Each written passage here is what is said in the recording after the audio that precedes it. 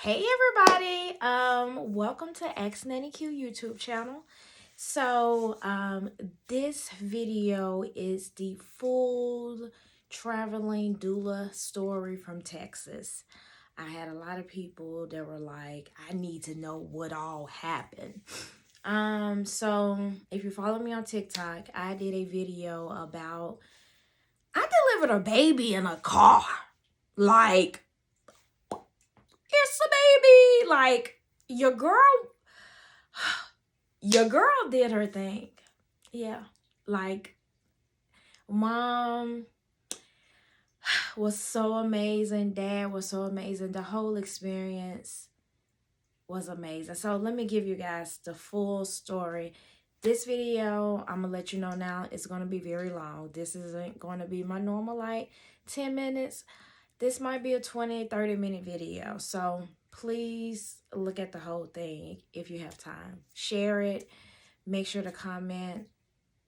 Let's get this information out. So I've been with a client the whole pregnancy. They live in Fort Worth, Texas, and they wanted a doula. So I made sure to, do my work on the back end.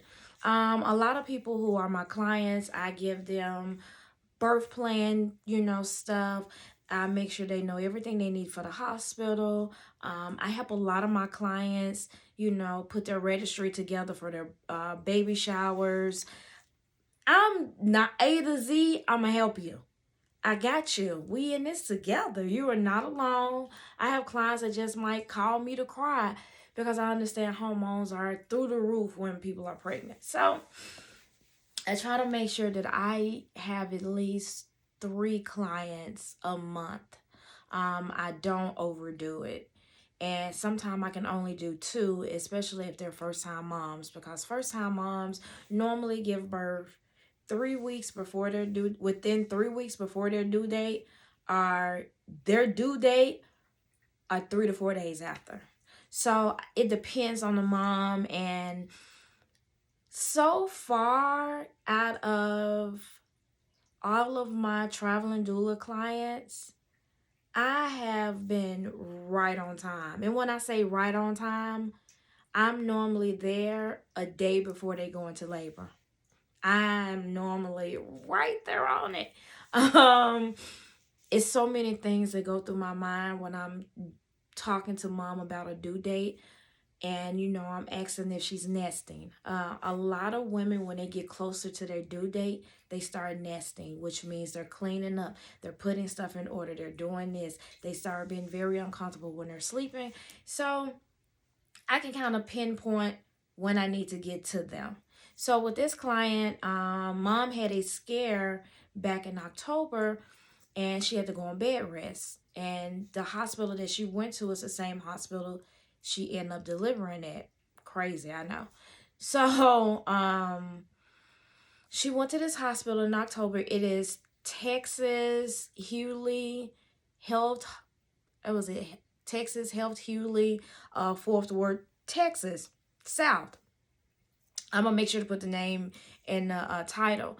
So she went to that hospital, and she told them what was going on. Mom was seeing a midwife because she wanted to deliver at a birthing center. So we had already had a plan for the birthing center. We had already knew what the midwife was going to do. So when she had that appointment in October, they told her it might be best if she delivered at a hospital because they saw something in the ultrasound and they would rather be safe than sorry. So we went with a plan B. This is, we were going to a different hospital that was like 20 minutes from their home. That's where their OBG was. Whole plan. Side note, when you're pregnant, everything can change during labor. And this is why you have a birth plan. And when I did my own birth plan, I made sure to ask some questions that a lot of people don't ask. What happens if you have to have a C-section? What happens if you have to go to a different hospital? These are the things that you have to think about when you're in labor. Like, yeah, I went and visit this hospital because my doctor is here. But what happens if I'm in a different part of town and I have to go to a different hospital where my doctor isn't there? This is why it's very important around month 7 to go ahead and get everything that you need and put it in your hospital bag and a baby bag. A lot of my moms wait till after their baby shower to add extra little stuff, but the big stuff is already in their bags and in the car packed. I also asked my moms around 8 months, go ahead and put the car seat in the car. Now, when I had my kids, and y'all know my kids are older, so when I had my kids, you could go to the fire department and they would install the car seats for you. And they used to give car seats too. I don't know what happened with that, or if they even still do that program. But I always tell my parents, go to the fire department and then let them put the car seats in to make sure they're in good. So far, nobody has said, oh, they don't do that. Everybody's like, oh, okay. So we got that. Mom had a pregnancy journal that I did because I have pregnancy journals. So she was able to put everything down and we went over all of her notes. So I get to Texas Monday night around 1 a.m. I did a red-eye flight because I was like, oh, okay, she's due on Wednesday.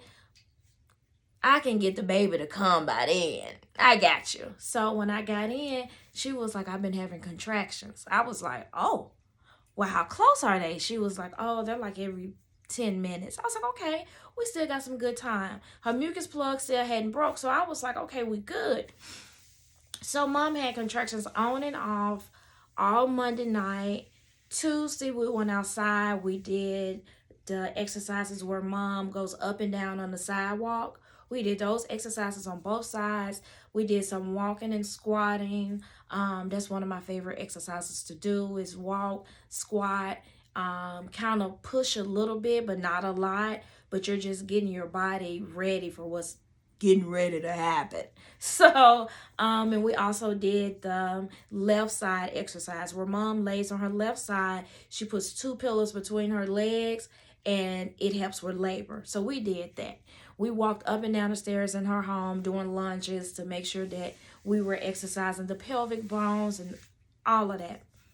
So around 10 o'clock, she jumps up from a contraction. And this was like a real one. She was like, oh! And I was like, okay, what just happened? And she was like, that was different. I was like, where does it hurt? So she was telling me where it hurt. Now, she was already sitting. We had did exercises on the ball. We had did that. Also, if you can, they have those. They have so many awesome labor tools that you can use. I also have an Amazon storefront of different things you can use at home to help with labor, just to make sure you're comfortable with your contractions and stuff. So mom was on her ball and she was going back and forth. Y'all, we had the playlist going because, you know, I got a labor and delivery playlist. So we jamming. We are having an amazing time. I have some amazing videos of them. They were laughing and talking. And another thing that I have my moms do, especially when they're having contractions, is use their breast pump.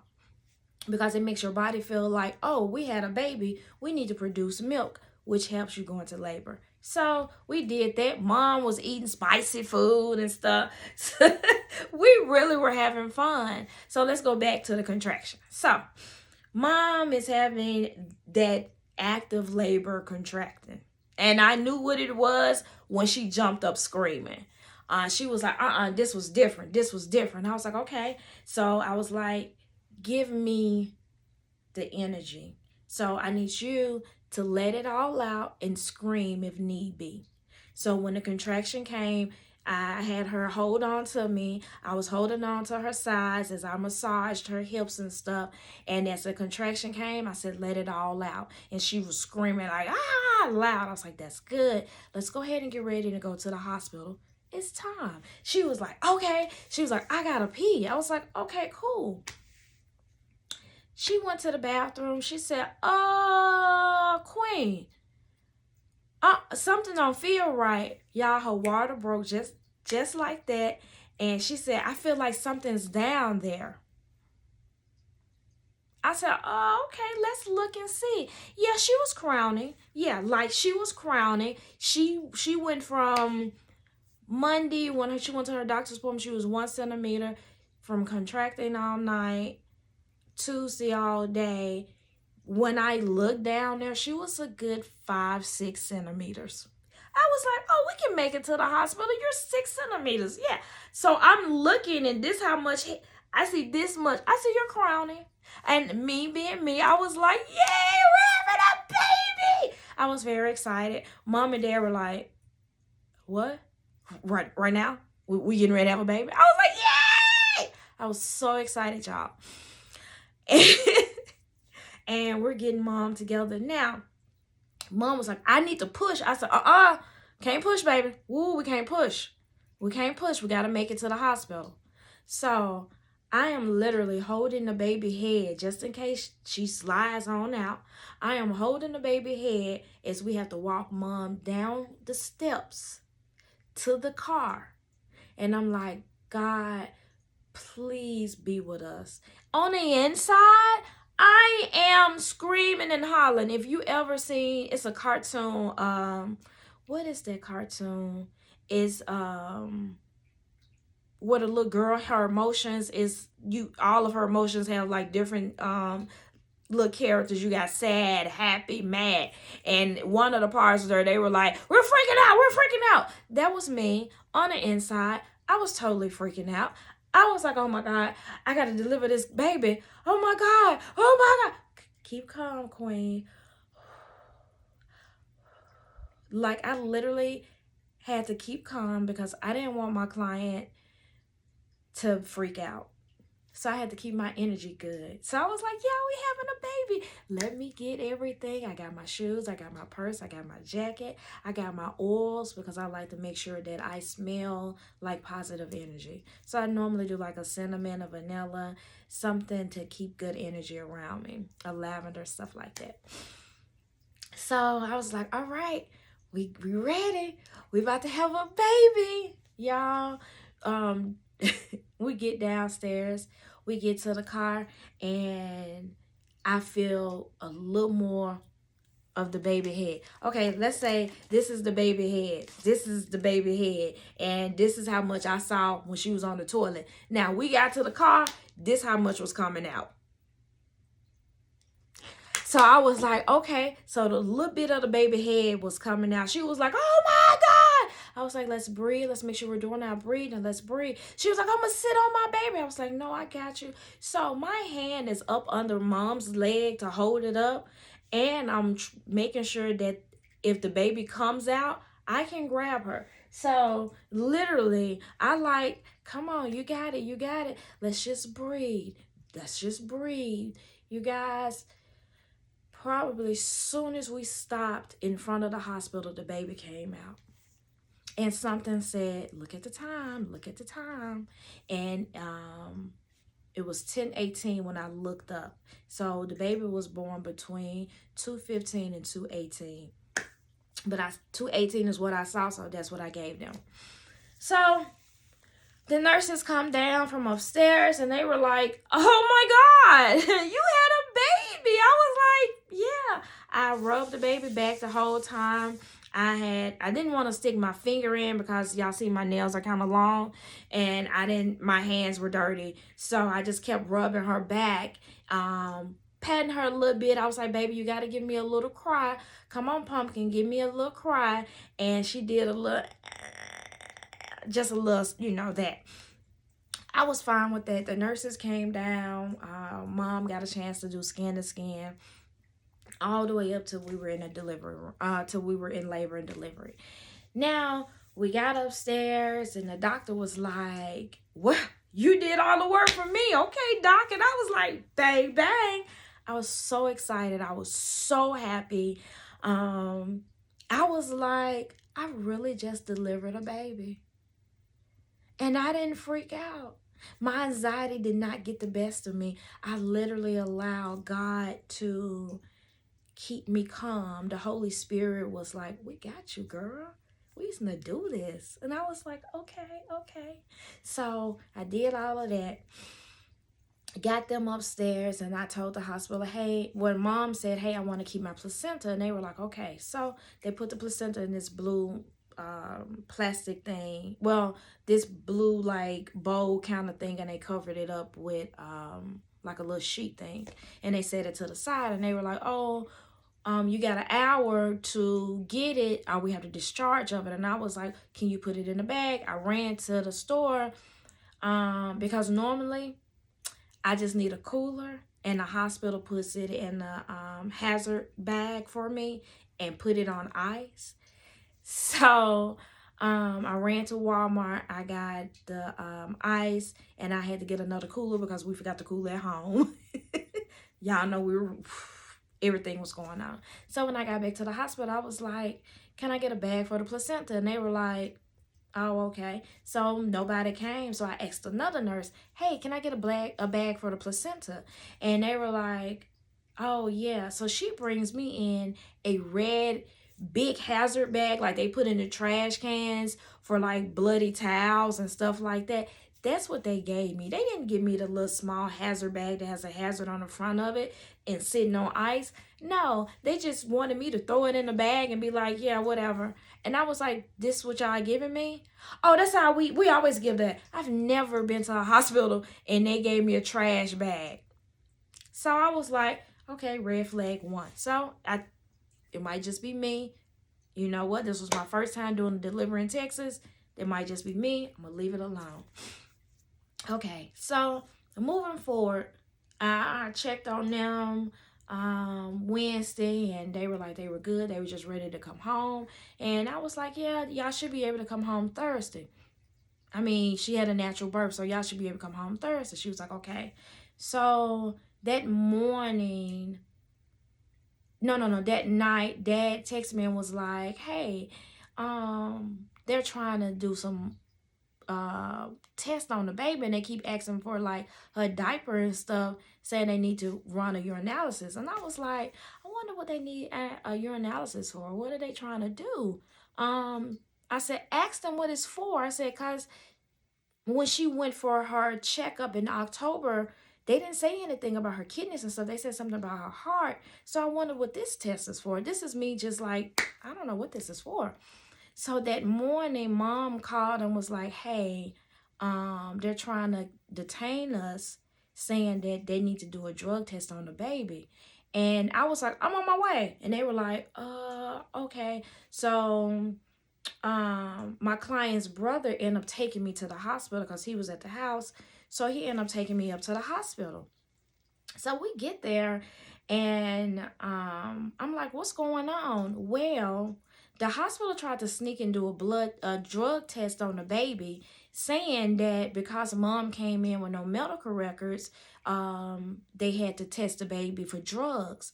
Now, what I've learned is that test was supposed to have been done an hour after birth. So when we came in and they took the baby to go clean her up or whatever, they were supposed to do a test for drugs then. That's what the hospital told us. They have an hour after birth, an hour after the child is born. That's when they have to do the test. Okay. I was like, all right. I've never heard of anybody getting a drug test on a baby before. So I'm asking questions. Mom and Dad are like, we don't know what's going on. So the social worker comes in, and I'm like, why are they doing a drug test on the baby without the parents' permission? And she was like, oh, anytime somebody comes in with no medical records, that's what the hospital does. They run tests. I said, but Mom has medical records. She came to this exact hospital in October for a scare, and you guys sent her to a specialist. So what do you mean she doesn't have medical records? Oh, well, in the system, the doctor put no prior medical records or medical history. And I looked at that social worker and said, if you're going to lie to me, at least make some of it the truth. I have not met a doctor yet that does their own notes. They have somebody to do it for them. If that's the case, how can I speak with the doctor so I can ask him, how did he assume that they didn't have medical record and nobody asked for it? Oh, well, I don't know. I said, now, since they know that they have medical records, why are you still in the room? Well, we can't go back and change it. What's in the system that, I still have to do my part and make sure everything is good. And I said, so how are they able to drug test a child without the parent's permission? Where's the policy? So I was in the room waiting for a lady. I think her name was, no, her name was Rhonda. Rhonda works in labor and delivery. So Rhonda comes in the room. Rhonda is a chair like not far from the hospital bed. Rhonda comes in the room, doesn't speak to anybody, kicks my client's luggage out the way, has a seat, and saying little stuff to my client and asking her questions. So the social worker was in there, and I was like, well, that's rude. How are you going to come in a room full of people, not speak to anybody, kick their luggage, and have a seat like this is a personal visit? We're not friends. You're working. You can stand up and talk. And the dad was like, why would you think it's okay to come in and have a seat and y'all just tried to drug test my baby without my permission? Rhonda says, oh, we can drug test anybody. We don't need permission. Once we get the blood and once we get blood or we get a urine or sample, we can do whatever we want. I said, I want to see the policy on that. Rhonda, who works in labor and delivery at Texas Health Hospital, told me, I can't show you the hospital policy because it's hospital property. Huh? I can't show you the hospital policy because it's hospital property. I said, so you want me to just believe what you're saying? Well, yeah. I said, no. The math ain't mathing, Rhonda. Make it make sense. Well, I can show it to you.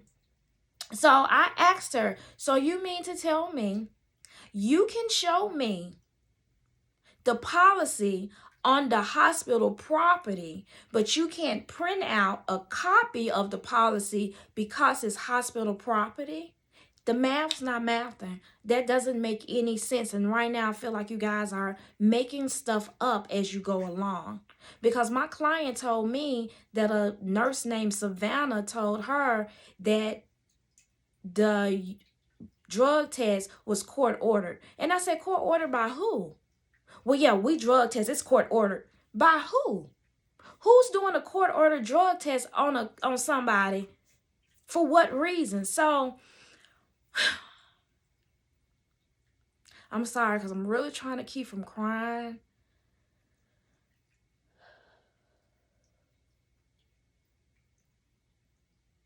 We as Black women go through so much.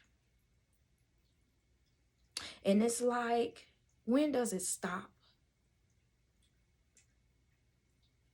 Y'all profiled that baby because she had a baby in the car.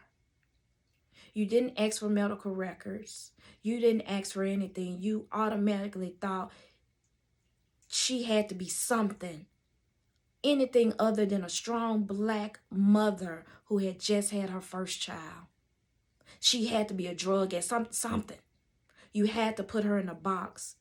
She couldn't be who she was. Y'all took so many opportunities from that mom, and I hope the hospital sees this full video. I don't even want any more clients in Texas. I just had 2 people reach out to me that have babies due in Texas, and I declined it. I don't think I'm emotional. Emotionally, I can't do it. My anxiety is too high right now to even be able to go back to Texas to do a birth. I had to have 3 therapy appointments over the last few days because I was so hurt. Not just as a doula, but as a Black woman. Like, when does it stop? When can we just be Black women giving birth and enjoying our time? You literally snatched that from her because y'all assumed she was something she wasn't.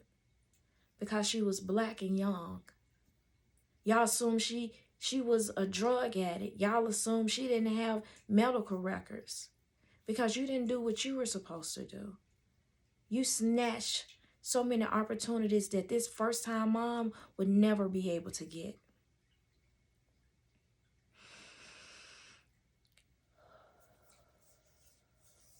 So